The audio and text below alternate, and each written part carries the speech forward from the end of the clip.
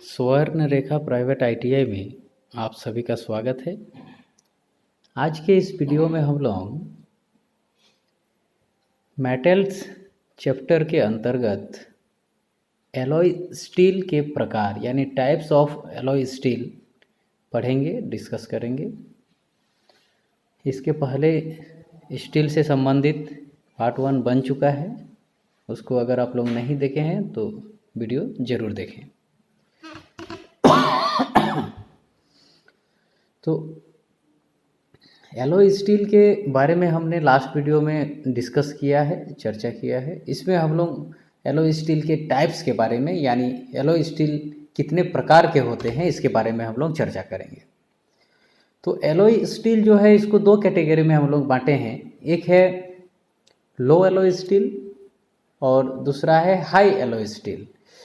लो alloy steel इसमें alloying element का मिश्रण अपेक्षाकृत कम मात्रा में होता है, यानी जो एलॉइंग एलिमेंट जो हम मिलाएंगे स्टील में तो उसका मात्रा बहुत कम होता है। लो एलॉय स्टील डक्टाइल होते हैं, इनकी टेंसाइल स्ट्रेंथ बहुत अधिक होती है, इसमें वेल्डिंग करने के अच्छे गुण होते हैं, इन्हें ऊष्मा उपचार विधि से कठोर किया जा सकता है। इनका उपयोग सामान्यतः कैमशाफ्ट, एयरक्राफ्ट पुर्जा, विशेष ढांचा, फ्रेम आदि बनाने में किया जाता है। तो ये सभी पार्ट्स पुर्जा इससे बनाया जाता है और इसमें जो है बहुत कम मात्रा में एलॉइंग एलिमेंट जो है इसमें मिलाया जाता है। तो ये था लो एलॉय स्टील। और हाई एलॉय स्टील में क्या होता है, इसमें एलॉइंग एलिमेंट का मिश्रण अधिक मात्रा में होता है, इसलिए इसे हाई एलॉय स्टील कहते हैं। हाई एलॉय स्टील विशेष प्रयोजनों के लिए बनाए जाते हैं। ये अनेक प्रकार के होते हैं, जैसे कुछ अभी हम लोग कुछ प्रकार के बारे में डिस्कस करेंगे। उसमें हाई एलॉय स्टील में क्या है, स्टील में तो हम आयरन प्लस कार्बन मिला के स्टील बनाते ही हैं, साथ में और कुछ उसमें एलिमेंट हम लोग मिलाते हैं विशेष गुण प्राप्त करने के लिए। अलग अलग एलिमेंट का अलग अलग गुण होता है। तो इसमें हम लोग देखेंगे, जैसे सबसे पहले हम लोग चर्चा करेंगे निकल स्टील का। तो निकल स्टील इसमें जो है 2.5 से 3.5% निकल तथा 0.2 से 0.4% कार्बन का मिश्रण होता है।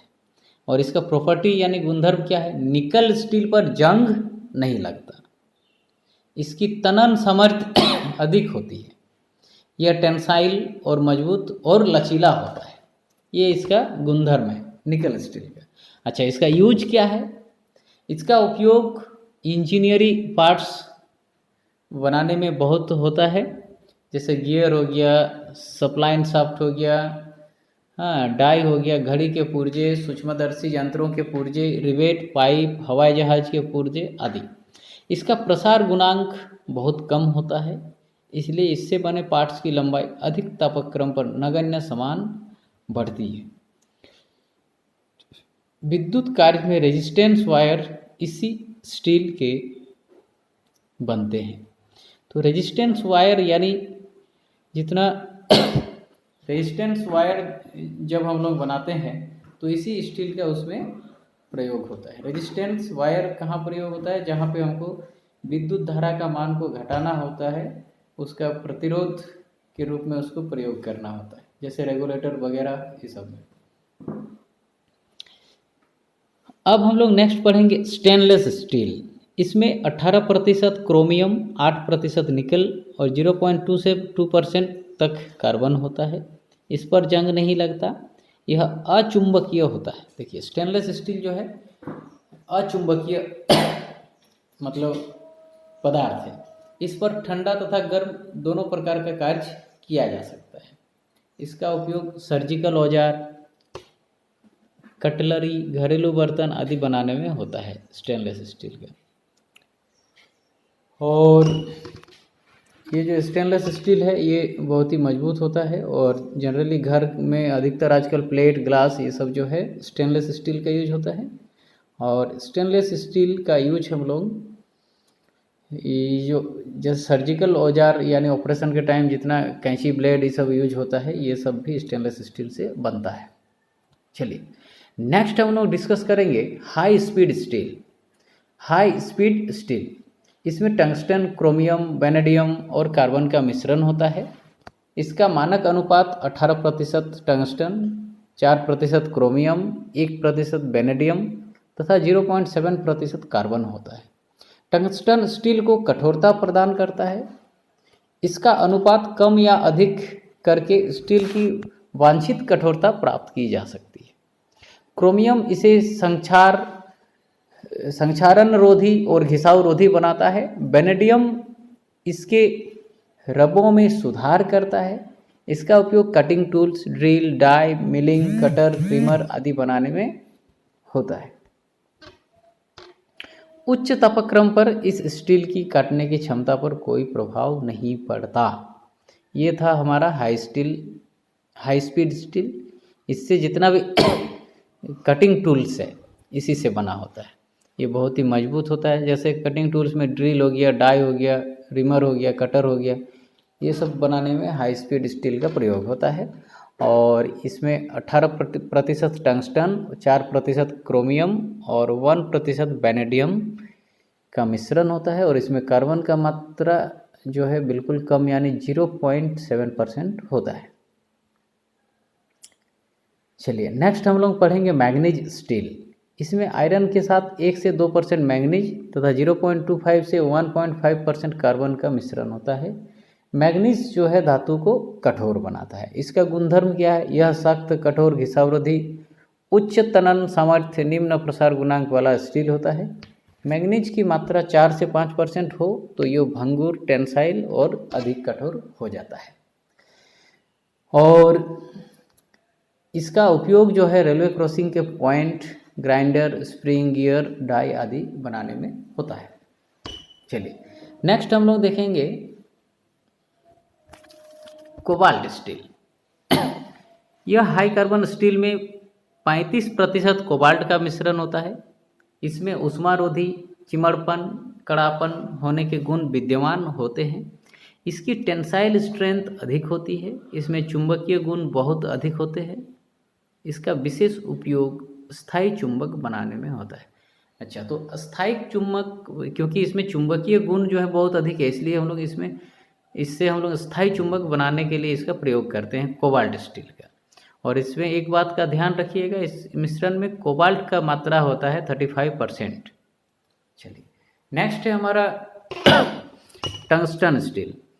यह भूरे रंग की धातु है। इसमें आयरन के साथ 18% तक टंगस्टन तथा 0.5% से 1% तक कार्बन का मिश्रण होता है। यह कठोर और घिसावरोधी होता है। यह स्प्रिंग स्टील के समान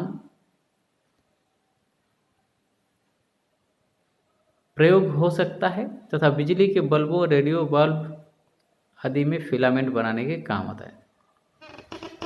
तो ये जो टंगस्टन स्टील है, इसमें हम लोग आयरन के साथ 18% टंगस्टन मिला देते हैं और 0.5 से 1% कार्बन का मात्रा होता है। और इसके विषय में हम लोग पढ़े, ये कठोर होता है, घिसावरोधी होता है। और ये जो है इसमें स्प्रिंग बनाने के लिए इसका प्रयोग होता है। और बिजली के बल्ब हो गया, जैसे रेडियो बल्ब हो गया, जैसे ये सब आदि के फिलामेंट बनाने में भी इसका काम होता है।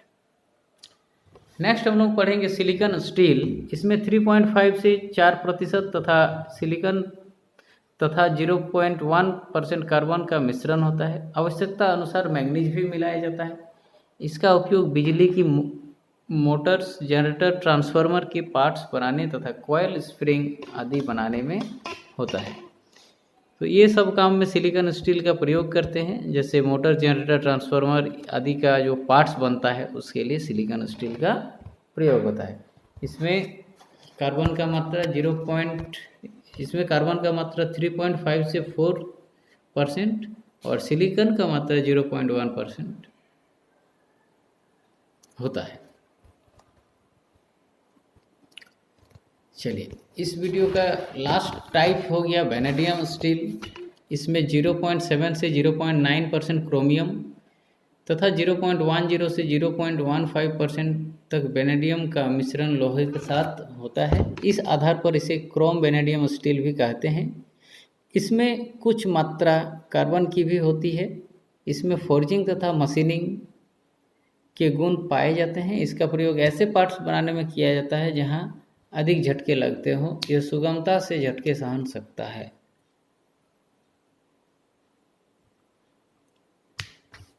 तो ये था वेनेडियम स्टील के बारे में। हम लोग इसमें जाने कि क्रोमियम का मात्रा बहुत ही कम यानी 0.7 से 0.9% होता है और वेनेडियम का मात्रा इसमें 0.10 से 0.15% तक होता है। ये सभी को मिला के एक मिश्रण तैयार करते हैं जिसको हम लोग वेनेडियम स्टील कहते हैं। तो आज के इस वीडियो में हम लोग इतना ही डिस्कस किए। नेक्स्ट वीडियो में फिर हम लोग एल्युमिनियम आदि के बारे में पढ़ेंगे। तो आप सभी चैनल में बने रहिए। आप सभी का दिन शुभ हो। धन्यवाद।